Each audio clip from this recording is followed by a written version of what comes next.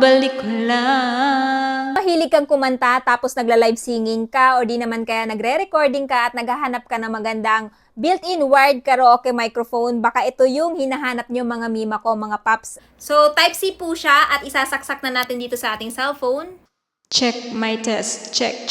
Alright. As you can hear, mga paps, mga moms, napakaganda po ng quality. Daig ko pa talaga yung may hawak akong yung totoong microphone po. So, kung mahilig po kayong kumanta, ayan, kung nag-recording kayo or di naman kayo nagla-live singing kayo, ito po yung magandang gamitin. Tapos yung kinaganda po dito, adjustable din po yung sound niya kasi may volume down tayo.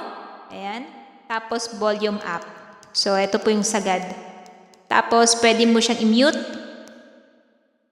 Tapos, i-on. Siyempre, pag may tumatawag, pwedeng sagutin. Tapos, pwede nyo pong i-off yung sound dito sa headset ninyo gamit ito. So, try natin.